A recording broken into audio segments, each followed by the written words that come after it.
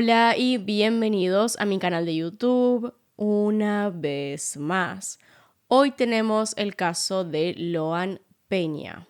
Me han pedido este caso por meses ya. No me gustan las historias que involucran menores, pero honestamente en este video no habrá detalles feos porque no tenemos idea qué le pasó a Loan todavía. Intenté esperar lo más posible para subir esto, no solo por respeto, sino también porque si hacía un video apenas ocurrió, iba a haber un montón de datos mal e incluso iba a confundir más. Dicho y hecho, la cantidad de versiones que salieron de la historia son demasiadas y se volvió muy confuso. Hoy voy a intentar darles los datos de una forma ordenada, al menos lo más que se pueda, para que no se pierdan. Y por cierto, si están viendo este video, digamos, escuchándolo mientras hacen otra cosa, les advierto que hay un montón de nombres y que en la pantalla va a haber imágenes con el nombre y la imagen, la foto de cada persona.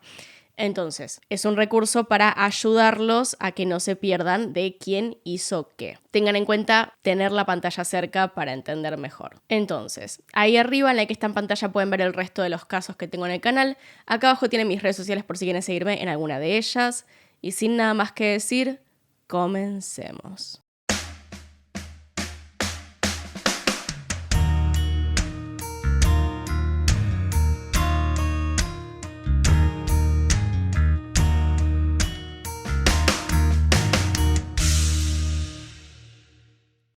Loan Danilo Peña nació el 8 de mayo del 2019 en 9 de julio, una pequeña localidad de Corrientes, en Argentina, que se encuentra a unos 800 kilómetros de su capital y a 179 kilómetros de la ciudad de Corrientes. Para el momento de los hechos, Loan vivía con su madre, María Noguera, de 46 años, su padre, José Mariano Peña, de 56, además de sus 8 hermanos. Como cualquier otro niño de su edad, Loan asistía desde hacía ya un par de años al jardín de infantes número 137 llamado Pedro Benjamín Serrano, en donde según su maestra Karen era un niño completamente común al que le gustaba jugar, estar con sus compañeros y todas las demás actividades que los niños de esa edad suelen disfrutar. No había motivos para pensar que la vida común y corriente de Loan iba a ser abruptamente interrumpida, el jueves 13 de junio de este mismo año. Aquel día, Loan y su padre fueron a almorzar con la abuela paterna del niño, Catalina Peña, que vive en el paraje Algarrobal en lo que se considera la zona rural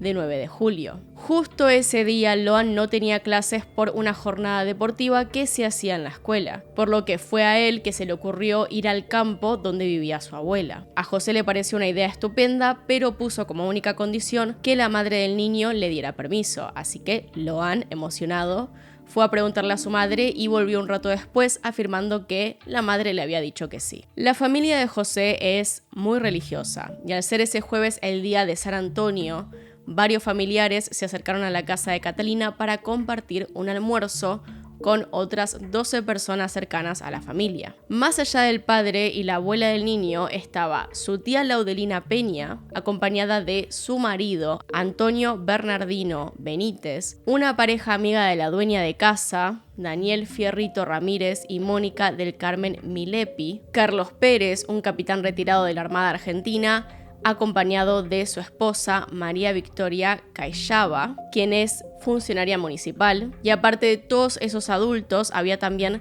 6 niños cercanos a la familia. Durante la comida, y según consta en las fotos que se tomaron, Loan se mantuvo siempre cerca de su padre, tal vez un poco intimidado por la cantidad de gente que no conocía. Fue cuando terminaron de comer que por primera vez se separó de José. Entre varios de los adultos surgió la idea de ir hacia el Naranjal, ubicado en el monte que quedaba a aproximadamente 600 metros de la casa de Catalina. La idea, que en principio había surgido entre Fierrito Ramírez, Antonio Bernardino Benítez y Mónica del Carmen Milepi, rápidamente fue apoyada por los demás y algunos incluso decidieron acompañarlos, como Laudelina y Camila Gómez, la esposa de uno de los sobrinos de José y los 6 niños. Camila y Laudelina, sin embargo, no llegaron hasta el Naranjal. A medio camino, las dos mujeres decidieron volver a la casa, donde José seguía con Catalina. Para que quede claro, José nunca le había dado el consentimiento a Loan para ir, pero para ese entonces ya no tenía mucho sentido. Era claro que el niño había ido con los demás y que tendría que esperar que volvieran para reprocharle haberse ido sin permiso. Después de un rato de sobremesa, Benítez llamó a Laudelina, su esposa, para preguntarle si Loan había llegado bien a casa de su abuela. Extrañada, la tía del niño contestó que no,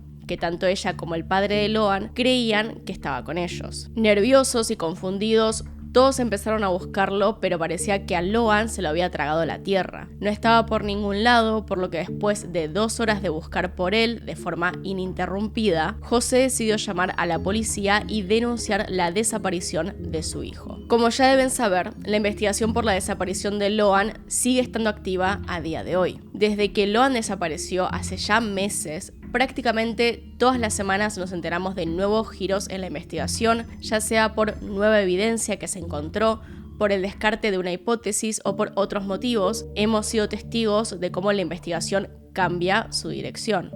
De hecho, ahora mismo entré a buscar noticias de Loan antes de sentarme a hacer este video y había cosas nuevas. Imagínense, ya pasaron meses. Esto hace casi imposible explicar todo lo que ha pasado en este tiempo sin volverse loco. Es por eso que vamos a ir explorando de a poco las diferentes etapas de la investigación y qué se recogió de ellas. Lógicamente, la primera etapa fue la que surgió de la llamada del padre de Loan en la tarde del 13 de junio. Desde el principio, la policía trató su desaparición como un extravío accidental, es decir, como si el niño se hubiera perdido en el monte de manera accidental por separarse de su familia paterna, que es lo más normal de creer. Como pensaban que el niño podía estar perdido en la zona, rápidamente se dio inicio a un operativo de búsqueda en el monte que involucró decenas de oficiales especializados en rastrillaje, perros de búsqueda y también buzos para explorar el río y otras lagunas de la zona. Sin haber encontrado ningún indicio de Loan en los rastrillajes que se llevaron a cabo en las primeras 24 horas de su desaparición, recién entonces la policía emitió la alerta Sofía, equivalente a la alerta Amber de Estados Unidos. Consta de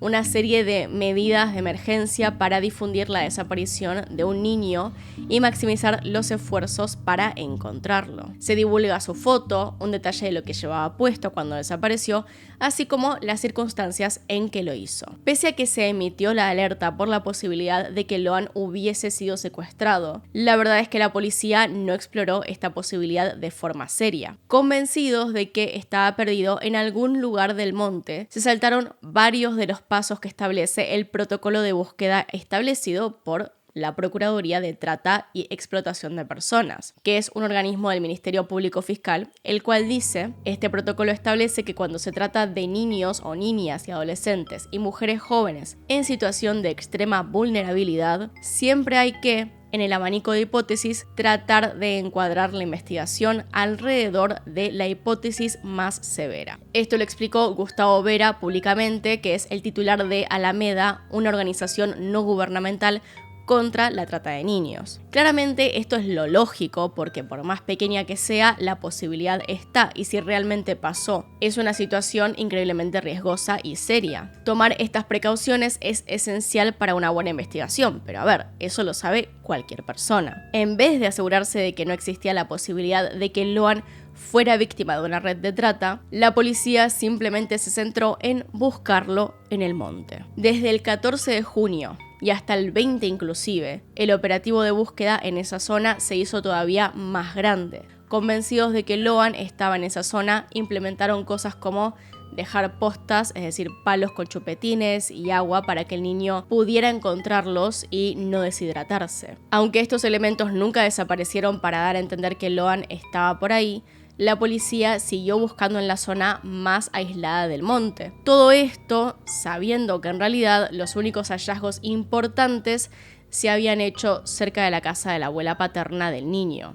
Por ejemplo, en uno de los rastrillajes con unidades caninas hecho el 16 de junio, una perra llamada Kiara encontró una de las zapatillas de Loan a aproximadamente 3 kilómetros de esta casa. Los demás perros adiestrados para reconocer y hallar el aroma de personas tampoco guiaban al monte. De hecho, se mantenían siempre en el perímetro de la casa de Catalina Peña. Pese a que claramente los animales consideraban que había rastro del niño allí, el comisario Maciel dio la orden de que los efectivos se alejaran de la casa y en su lugar siguieran buscando en el monte. Mientras la policía seguía enfocando la búsqueda en esa zona, el 17 de junio la Interpol emitió una alerta amarilla, una alerta policial mundial sobre una persona desaparecida, la cual tiene como objetivo localizar a la persona perdida si viajó o fue trasladada a otro país. A su vez, el Ministerio de Seguridad de la Nación ofrece una recompensa de 5 millones de pesos para la persona que aportará datos reales que ayudarán a localizar a Loan. El mismo día que se halló la zapatilla de Loan, el 16 de junio, los 3 adultos que habían llevado a los niños al Naranjo del Monte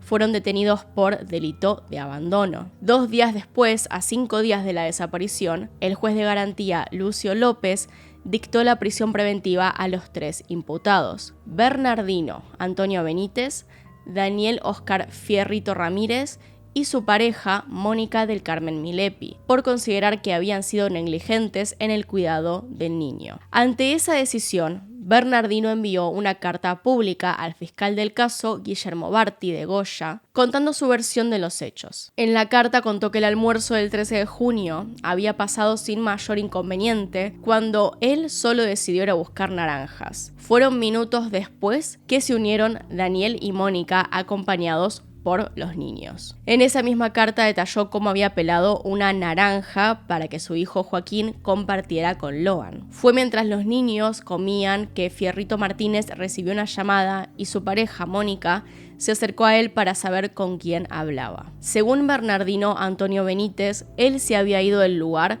antes que los demás, pero cuando los demás emprendieron la vuelta, una niña se dio cuenta que Loan no estaba, motivo por el que todos se detuvieron y empezaron a buscar por él en el Naranjo, pero claramente el niño para ese momento ya no estaba. Fue en ese momento en el que Benítez llamó a su mujer, Laudelina, para averiguar si el niño por casualidad había vuelto a la casa, pero la respuesta fue negativa. El abogado de Benítez y su mujer hizo énfasis en que era la primera vez que sus clientes veían a Loan. Incluso en los medios, el abogado Jorge Monti declaró: "Mi hipótesis es clarita. Desde el primer día que a Loan se lo llevaron y pudo haber entrado en una red de trata". Además agregó que sus clientes eran perejiles, es decir, acusados para cerrar rápido el caso y evitar que se fuera tras los verdaderos culpables. Mientras la prensa se hacía eco de esta historia, a una semana del hallazgo de la zapatilla de Loan, el fiscal a cargo de la causa, Juan Carlos Castillo, afirmó que el hallazgo no había sido genuino, sino una pista falsa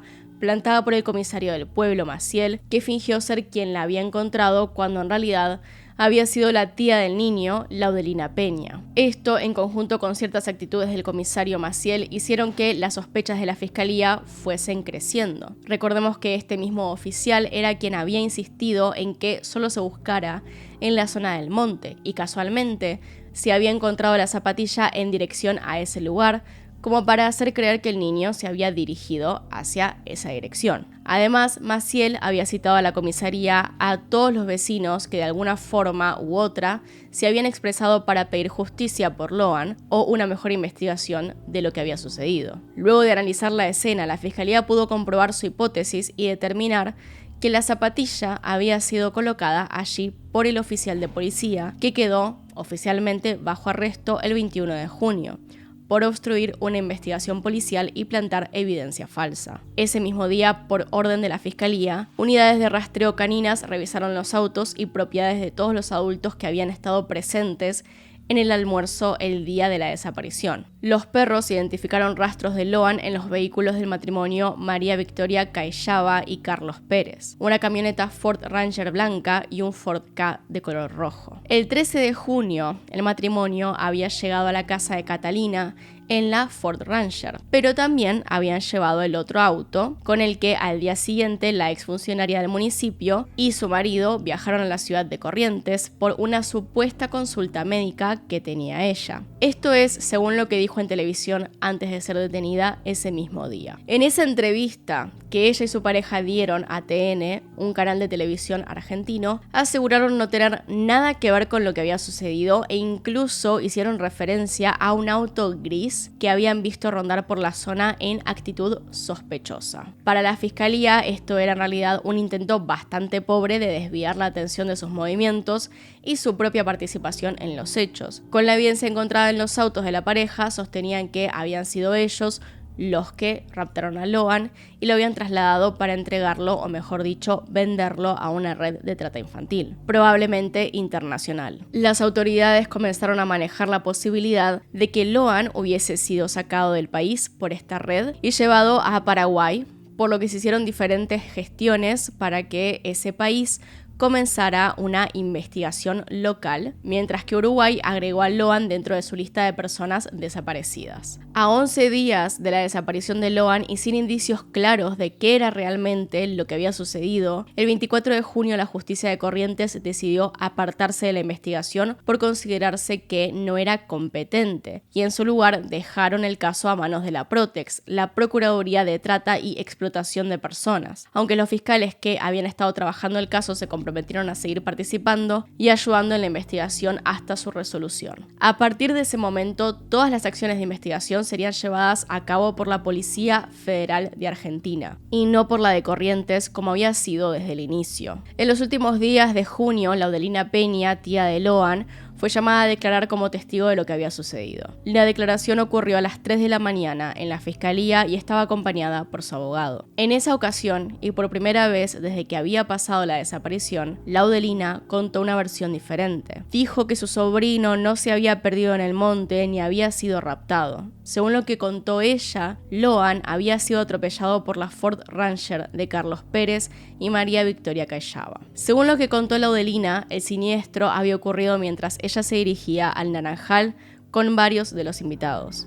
Apenas se habían alejado unos metros cuando escucharon un estruendo y una frenada. Loan se había cruzado frente a la camioneta de la pareja sin que estos pudieran frenar antes de impactar contra el niño de frente. Confundida ante el ruido, Laudelina se dirigió hasta donde creía que había sucedido el accidente. Fue entonces cuando vio a Carlos y María Victoria subir a la parte trasera del auto, donde días antes la policía había hallado rastros de Loan. Laudelina explicó que la pareja la engañó, diciéndole que iban a llevar a su sobrino a un hospital y que además le iban a avisar al comisario Walter Maciel. Por último, le pidieron que no dijera nada y se subieron al auto para irse del lugar, aunque volvieron un rato después. Según lo que contó la tía del niño, cuando volvieron, María Victoria se dirigió directamente a donde estaba ella para amenazarla, diciéndole que si no se callaba la boca, iba a matarla. En los días siguientes al accidente, mientras ya se hacían rastrillajes por toda la zona, la pareja le ordenó que dejara la zapatilla de Loan en dirección al monte, lo que Laudelina hizo ya que temía por su vida. Esta versión hizo que la policía realizara un rastrillaje en la zona del basural de la ciudad correntina, donde Laudelina señaló que podía estar el cuerpo de su sobrino. Sin embargo, nada dio resultado. Una nueva inspección del vehículo de Pérez halló lo que parecía ser sangre en la parte delantera del auto. Sin embargo, al ser analizada, se descartó que fuera de Loan. Quien terminó de descartar la versión de Laudelina fue su propia hija, Macarena Peña, cuando declaró ante la jueza de Goya que la versión que su madre había contado era en realidad una historia de ficción, algo que había inventado a cambio de un soborno que le habían dado para no contar la verdad. El 12 de julio, a casi un mes exacto de la desaparición de Loan, Laudelina admitió a su abogada haber contado una mentira anteriormente y 5 días después lo admitió frente a las autoridades, declarando esta vez ya como imputada y no en calidad de testigo como lo había hecho antes. Cuando se le preguntó quién la había sobornado, Laudelina habló de su ex abogado, José Codazzi, y el senador de la provincia de Corrientes, Diego Pellegrini, afirmando que ellos la habían apretado para que hiciera esa declaración, agregándole a la presión la suma de 50.000 pesos. Sé que hay mucha gente viendo esto de otros países, así que voy a recalcar que 50.000 pesos no son nada. Es decir, para una persona que está mal económicamente, por supuesto que puede hacer una diferencia, pero estamos hablando de ocultar un crimen, según lo que la Laudelina misma dice.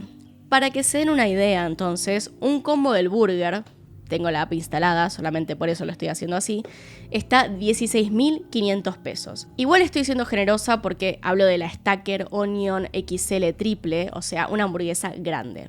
Entonces, con este precio en mente, 16.500 pesos, estamos hablando de unas 3 Stackers. Ese vendría a ser el supuesto precio del silencio. 3 Stackers del Burger King. Este es un detalle que apenas fue mencionado dejó helado a todo el mundo. No sabían que tan verdad podía ser, sabían, o más bien se sentía en común que la Laudelina estaba mintiendo otra vez. También involucró en su mentira al policía retirado Francisco Armando Méndez, de 58 años, quien aparecía entre los contactos de Walter Maciel como informante, por lo que la división de seguridad ya lo tenía monitoreado. Según la Laudelina, el policía retirado y el comisario habían sido quienes esperaban a su marido Bernardino Antonio Benítez y a los demás adultos para quitarles a Loan. Esta declaración hizo que el hombre que mentía fuera detenido a mediados de julio, pero puesto en libertad pocos días después, ya que no se tenía ninguna prueba que lo enlazara claramente con la desaparición del niño. Desde que se demostró que la Laudelina había mentido en varias ocasiones sobre lo que había visto o no el día de los hechos, los investigadores han puesto el foco en ella, considerando que es un punto clave para poder desenlazar lo que realmente pasó con Loan. Ya a este punto todos nos preguntamos por qué directamente no dice la verdad, simplemente porque no tiene sentido seguir mintiendo. El 13 de agosto, la jueza federal Cristina Poser Penso ordenó que se revisaran las cuentas bancarias de todos los implicados en la causa hasta el momento. Orden que cumplió la Policía de Seguridad Aeroportuaria, devolviendo un informe detallado de los movimientos y sus montos. Por ejemplo, en la cuenta del excomisario de Goya, Walter Maciel, se encontraron 2 transacciones un tanto sospechosas.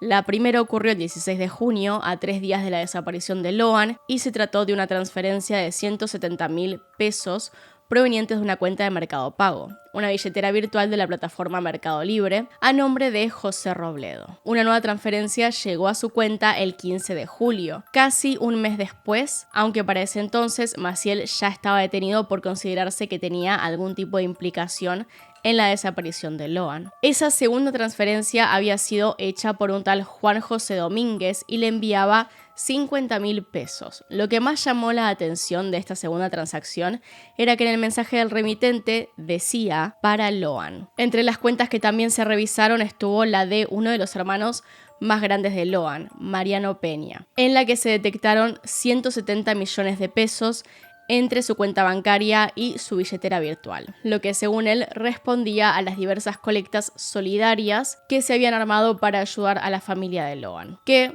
si me permiten un paréntesis acá, 170 millones de pesos es un montón. Está bien que la moneda está devaluada y el caso en realidad es increíblemente conocido, pero no concibo una forma de que solo a través de donaciones lleguen a ese número tan elevado. Te compras una casa con 170 millones de pesos. Aún así, esto es solo un paréntesis que quiero hacer y la realidad es que con lo conocido que fue el caso, bien podrían haber recolectado esa suma. Porque hasta día de hoy seguimos esperando noticias todo el tiempo. Es decir, sí puede que gente nueva esté constantemente encontrando el alias para enviar dinero y puede ser que se fueran recolectando de esa forma. Pero también realmente es un montón. En cuanto a los demás familiares del niño, no se identificaron movimientos sospechosos o de gran volumen en sus cuentas. Hoy por hoy, ya meses después de la desaparición, siguen sin tenerse pistas certeras de lo que pasó con él. Las últimas novedades que han trascendido es que Bernardino Antonio Benítez pidió a la Fiscalía ampliar su declaración, por lo que se cree que podría aportar información nueva a la causa. Aunque su abogado Ricardo Osuna le quitó peso a la solicitud, asegurando que su cliente no va a aportar ningún dato de relevancia sobre el paradero de Loan, sino detalles de su historia que se ha ido acordando con el tiempo. Vecinos del hombre han dicho que ya no lo quieren en su pueblo, 9 de julio. Una vecina, cansada del comportamiento de Bernardino Benítez, declaró que desde que lo conoce siempre está preso, que debía haber estado detenido 5 o 6 veces. Desde que se supo lo de Loan, han estado intentando evitarlo a toda costa. Desde entonces no dejan que los más chicos se le acerquen. La misma vecina aseguró que Benítez abusó sexualmente de una chica, pero que pasó tan poco tiempo en la cárcel que la joven se tuvo que ir a Buenos Aires. Salió rápido y después volvió por robo de ganado o venta de sustancias. La misma persona dice que su esposa, Laudelina, es igual que él o peor. Y como les digo, pocos son los vecinos que quieren a la pareja, si siquiera hay alguno. Otro hombre dijo que no sabía de dónde sacaba Benítez la plata porque rara vez lo veía trabajar. Incluso habló de un rumor en el cual este hombre habría truchado una pensión por discapacidad y que de ahí sacaba algo de plata. Afirmó que Laudelina es igual y que solo piensa en heredar el campo de su madre Catalina. No solo lo ven como un degenerado y un vago, sino que también dicen que iba detrás de la plata sucia, que estaba terriblemente endeudado. Hasta su hermana, Ana Isabel Benítez, dijo que estaba bien que se quedara detenido y que seguramente Laudelina estaba involucrada de la misma forma. Dudo que haya una persona el 9 de julio que quiera que queden libres. Hablan horrores de ellos. Un chico que hacía delivery contestó a Clarín lo siguiente: ¿no es raro que nadie hable bien de ese señor?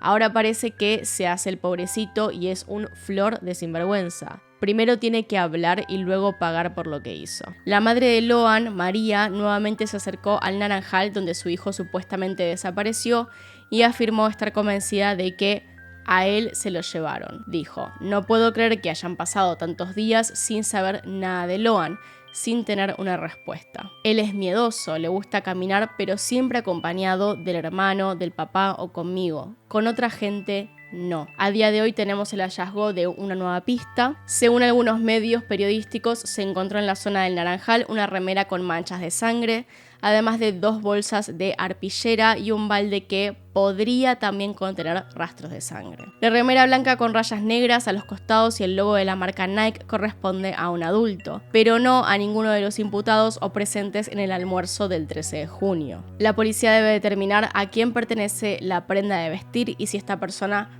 pudo tener algo que ver con la desaparición de Loan, además de, por supuesto, averiguar si la sangre presente en los elementos podría llegar a corresponder a la del niño de 5 años. Lo más extraño de este hallazgo es el lugar en el que apareció. El Naranjal, por supuesto, fue uno de los lugares en los que más rastrillajes se hizo y en ningún momento se descubrió la prenda o las bolsas, lo que hace pensar que alguien tiene que haberlas dejado ahí cuando no había presencia policial. Fernando Burlando, quien asumió hace poco la defensa de la familia, afirmó que está convencido que Loan fue víctima de una red de trata de Brasil o que debido a búsqueda masiva del niño y lo mediático del caso haya sido entregado a una familia fuera del país para que se haga cargo de él y lo esconda. Les recuerdo que Fernando Burlando ha aparecido en casos de renombre argentinos. Todos aquellos que se vuelven mediáticos son un buen objetivo para él. Ya en este punto, de hecho, me cansé de nombrarlo. El reconocido abogado dijo también desconfiar del ex militar Carlos Pérez más que de cualquier otro. A principios de octubre se dieron a conocer los chats que mantenían los policiales de la comisaría 9 de julio con el comisario Walter Maciel, quien está detenido e imputado por encubrimiento calificado. Van a ver que arriba en el chat dice jefe Maciel. Y lo importante de esta conversación es lo siguiente: nosotros le apuntamos al Benítez, jefe de una, que entregó la criatura, que la tía Laudelina tiene que ver. Sabe lo que no nos cierra, jefe, que Victoria y el marido salieron a venir sabiendo que el nene estaba perdido, pero ya le vamos a mostrar bien armado todo. Jefe, consulto desde mi ignorancia: ¿por qué no se reúnen todas las fuerzas que están haciendo la investigación y ponen sobre la mesa qué tienen ellos, qué info manejan, por qué están todos separados, cada quien con su información, en vez de unirse e ir armando el rompecabezas? Para mi punto de vista y viendo desde afuera, tendría que ser así, ya que todos estamos por el mismo hecho. Y lo que dice esta persona tiene muchísimo sentido. Realmente es así como trabaja una lógica normal, pero ven que las cosas son mucho más complicadas que esto. Carlos Pérez, uno de los detenidos en el caso, dio un dato de forma un poco indirecta. Esto ocurrió mientras la justicia requisaba el celular de Camila Núñez, la prima del niño. En una conversación con una persona llamada Abigail, Camila aseguró que dijo Pérez, es decir, Carlos, que Loan está con un hombre y que está vivo. A lo que Núñez respondió: ¿y por qué no dice dónde está? Es todo muy raro en ese hombre. Ojalá tenga piedad de lo que hizo. La mujer agregó: Pérez dijo que quería negociar con el fiscal. ¿Y María Victoria callaba? Hace unos días, Laudelina pidió ampliar la indagatoria. Quería hablar con la jueza, quien finalmente aceptó. Esto era para aclarar algunas cosas que dijo. Sin embargo, al tiempo se retractó, diciendo que no quería declarar otra vez, ya que no se encontraba en un buen estado mental como para hacerlo. En una carta que le envió a la jueza, dijo: prometo por la vida de Loan y de mis hijos que gritaré mi inocencia hasta el último segundo de mi vida. Pero con todo lo que me hacen, le pido perdón por todo. No estoy en condiciones de declarar. Está en peligro la vida de mi hijo y la mía. Otro de los detalles que surgió y se replicó mucho en los medios se dio luego de empezada la búsqueda y el procedimiento con el juzgado. Se percataron de que el DNI de Loan no estaba por ningún lado y nunca lo habían secuestrado. Es decir, su identificación no estaba. En esa instancia en la cual se le ordenó a los padres que lo presentaran fue que surgieron noticias hablando al respecto, ya que la falta del DNI era un tema importante. Si este no aparecía, la razón podía ser que lo vendieran con el mismo. Finalmente el DNI fue presentado y todos estos rumores callados. Pero si por un segundo ustedes no creyeron en los padres de Loan o no les cayeron bien por cualquier razón, sepan que hay más gente que piensa lo mismo y hay un grupo de mujeres, en especial madres, que piden justicia hace mucho y les desagrada la forma en la que se manejan los padres del menor. La realidad, y como deben saber, no me parece bien hacer de policía de la moral y decir qué está bien o qué está mal cuando se trata de un tema tan serio. Pero estas personas autodenominadas las guerreras de Loan llevan un tiempo pidiendo justicia de todas las formas que pueden y están presentes en esta situación. Van todos los días al juzgado a intentar hacer presión, sienten que la familia de Loan está demasiado tranquila. Una de las críticas que más se hizo fue justamente que mientras ellos se reunían temprano en el día, los padres no hacían lo mismo, o siquiera algo parecido. Cuentan que uno de estos días en los cuales fueron antes de las 7 de la mañana a esperar a los padres, recién vieron al padre de Loan a las 10 de la mañana porque, según él, quería tomar mates primero. Claramente este tipo de actitudes no caen bien y menos ante la urgencia, pero tampoco sabemos nosotros qué ocurre internamente. Burlando, el abogado mediático que se metió en este caso en la defensa de la familia en primera instancia, declaró con respecto a las dudas que él mismo tenía acerca de los padres y sobre el gobernador de la provincia de Corrientes, Gustavo Valdés. Casi a los 100 días de la desaparición de Loan, sus padres denunciaron al gobierno provincial por el mal desempeño de funciones y pidieron un juicio político contra Valdés por la falta de respuestas. Pedían la destitución. Esto ocurrió a mediados de septiembre. Y en este punto ellos admitieron que parecía haber mucha gente involucrada en ocultar lo que estaba ocurriendo en el caso. Se cuestionó una acción en particular de parte de Valdés. Este tuit que publicó el 29 de junio. Laudelina declaró tanto ante la Fiscalía General como ante la Fiscalía Provincial de Corrientes y habría narrado cómo fueron los hechos del caso Loan. Todo lo actuado está remitiéndose ante la justicia federal para que proceda conforme a derecho. Esto, que podría a primera vista parecer solo un dato acerca de la causa, para muchos quiere dar por entendido que el caso quedó resuelto luego de la declaración de Laudelina. Roberto Méndez, el abogado que le quedó a los padres luego de que Burlando abandonara su defensa, los acompañó con el pedido de juicio político. Burlando aclaró que le dijo a los padres de Loan que no se reunieran con nadie que estuviera atado al caso. Cuando vio que los padres tuvieron una reunión con alguien de la gobernación, aunque no supiera bien con quién, dejó de confiar en ellos, acusándolos de que al hacer esto se hacían a un lado, rindiéndose y básicamente entregando al niño. Dijo que la actitud de los padres habría cambiado luego de dicha reunión y advirtió que estaban pactando con una persona que tiene vínculos con la investigación y con quienes saben qué pasó con el nene. Esto en palabras suyas. Por el lado de la familia de Loan, ellos aclararon que todas las decisiones que tomaron fueron a causa de la falta de acción que había en el caso. Habían pasado en ese momento 100 días sin que hubieran avances, así que tenían que tomar algún tipo de cartas en el asunto. Y de ahí es que entonces partiría la reunión, el cambio de abogados y todo eso.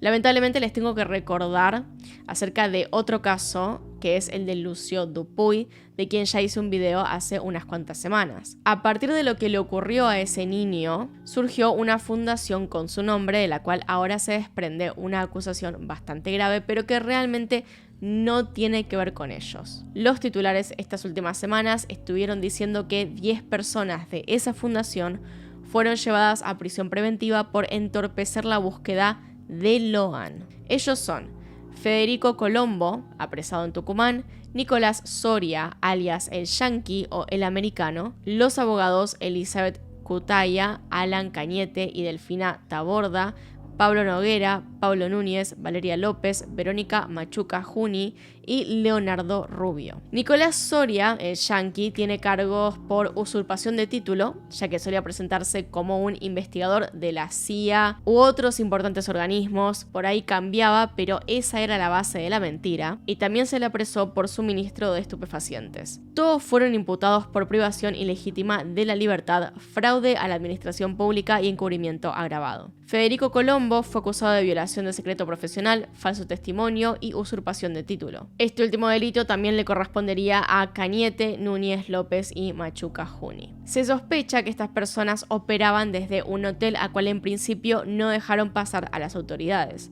En la localidad de 9 de julio, entrenaban a al menos 3 de los niños que estuvieron en el Naranjal el 13 de junio. También a Camila Núñez, que es testigo clave, y la hija de Laudelina Peña, Macarena. Eso fue lo primero que supimos. La cosa sería así. Gabriel Soria, de 42 años, llegó a la localidad de 9 de julio en Corrientes apenas comenzó la búsqueda por Loan y dijo estar acompañado por otros colaboradores de la Fundación Lucio Dupuy, entre ellos abogados, psicólogos voluntarios e incluso un policía. De esta forma, con el título de Fundación Lucio Dupuy, logró impedir que los miembros más pequeños de la familia declararan. Haciéndose pasar como un oficial de la Interpol, Soria acusó a una familia del 9 de julio que tenía un historial con el narcotráfico. Pero su rol no fue pasivo. Lo siguió, vigiló e incluso les hizo un allanamiento claramente falso porque no tiene ninguna autoridad real para tal cosa. Trabajó a diario en uno de los hermanos de la familia, a quien le daba diferentes sustancias a cambio de que participara y apuntara a sus familiares como responsables de desaparecer a Loan. Aprovechó la debilidad del hombre al ser él un adicto en rehabilitación, pero no le salió bien porque él realmente no sabía nada acerca del caso. Todo esto no era al azar. Soria apuntaba a estas personas por un dato aportado por Gustavo Vera de la Fundación La Alameda. Este dato contaba que un día antes de los hechos habían detenido a una banda narco de 9 de julio y que lo que ocurrió con Loan fue una venganza porque los atraparon. Pero a ver, esto ni siquiera es una hipótesis con algo de sustento, es meramente una teoría basada en un dato que tiene como coincidencia no más la fecha. Es decir, atraparon a esta familia, a algunas personas de la familia, un día antes de lo que pasó con Loan. Entonces, Soria decidió mentir, falsificar su identidad e ir a intentar atrapar a esta familia sin ningún tipo de prueba y sin estar seguro de lo que hacía. Las razones de Soria para buscar justicia a este nivel era la mera publicidad propia. Básicamente solo quería sacar provecho. En el fallo por el cual la jueza Cristina Poser Penso procesó a estas 10 personas, se encuentra una famosa frase de Hannah Arendt. Mentir constantemente no tiene como objetivo hacer que la gente crea una mentira, sino garantizar que ya nadie crea en nada. Un pueblo que ya no puede distinguir entre la verdad y la mentira, no puede distinguir entre el bien y el mal. Y un pueblo así, privado del poder de pensar y juzgar, está, sin saberlo ni quererlo, completamente sometido al imperio de la mentira. Con gente así puedes hacer lo que quieras. Y es que realmente es algo que describe muy bien lo que sucede con este y otros casos de la misma índole en el país. Hay tantos datos entre verdades y falsos que llega a ser muy difícil de entender o de seguir para la persona común. Si no podemos comprender lo que está pasando, menos podemos pedir justicia porque realmente no sabríamos a quién apuntar. Algo que quizá les resulte interesante de todas formas es la conexión entre los abogados de la familia. Tal vez sepan esto de antemano o tal vez lo hayan escuchado en mi video del caso Candela, pero el abogado Burlando tenía o tuvo contacto con el padre Grassi, condenado por abuso sexual de un menor. Juan Pablo Gallego, en septiembre de este año, se puso a cargo del caso de Loan y resulta que es el mismo abogado que llevó a Grassi a la cárcel. Él comparte este nuevo trabajo con Roberto Méndez, como les mencioné antes. Esa es realmente una pequeñísima coincidencia, un detalle de color nomás. Lo importante es lo del abogado Miguel Ángel Pierri, quien fue el abogado defensor del padre Grassi. Pierri formó parte de la defensa de Jorge Mangieri, condenado por el abuso sexual y femicidio de Ángeles Rawson, caso extremadamente conocido acá en Argentina. Defendió a Menem, allá por los 90s, en la causa por tráfico de armas a Ecuador y Croacia.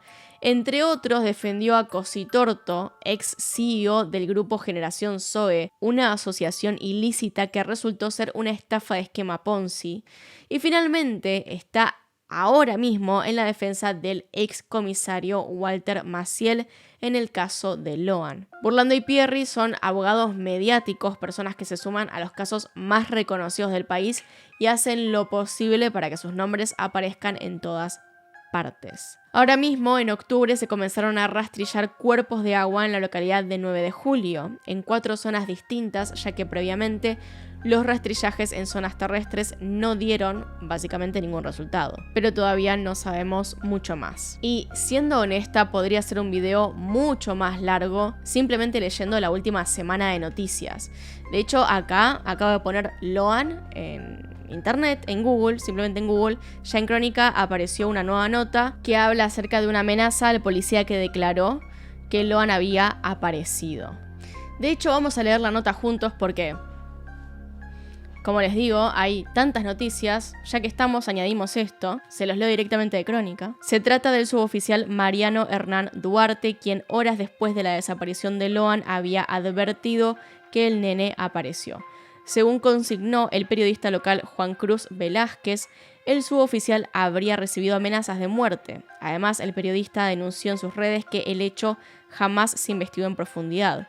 El mensaje enviado por señal de radio señalaba: apareció Loan, está bien, pero asustado. La justicia envió a secuestrar los teléfonos de Mariano Hernán Duarte y otros policías de 9 de julio, además del comisario detenido Walter Maciel y Camila Núñez, prima de Loan. El suboficial Duarte fue señalado por Walter Maciel, excomisario y detenido en la causa, como el responsable de haber hecho correr la versión de que encontraron a Loan. Maciel dice lo siguiente: se comunica conmigo el sargento Duarte Mariano, alias Loro, me llama por teléfono y me dice que encontraron a Loan. Me dice que están yendo para la casa de la abuela. Les comunico de la situación, llevamos ambulancias, todo. Por el camino me llaman y me dicen que fue una falsa alarma.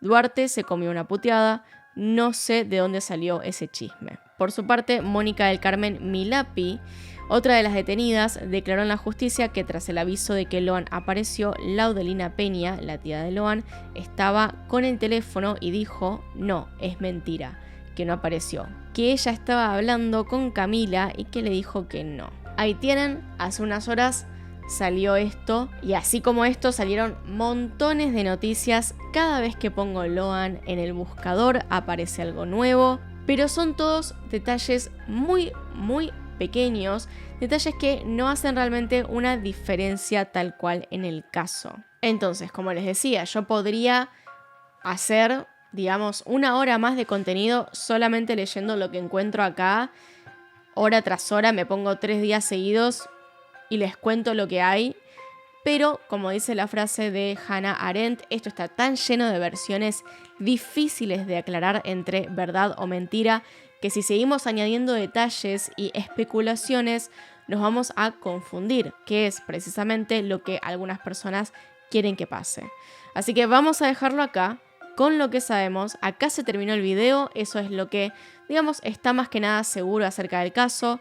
Loan desapareció, la tía miente, hay gente que está trabajando para encontrar al nene, hay gente que está trabajando para que nadie sepa qué pasó y para que el caso se olvide, y no tenemos realmente muchas certezas. Así que bueno, espero que en algún momento podamos hacer un video con una actualización en la cual sepamos lo que pasó. Sinceramente lo dudo muchísimo.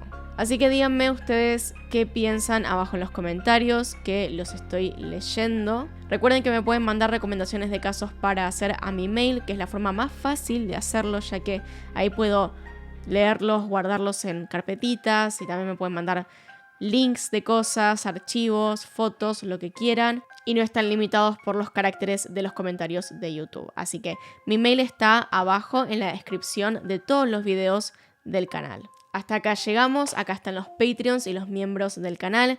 Gracias por apoyarme a través de esos medios. Y sin nada más que decir, acá tienen un video nuevo, acá tienen un video recomendado. Se pueden suscribir haciendo clic en mi cara y nos vemos en otro video. Adiós.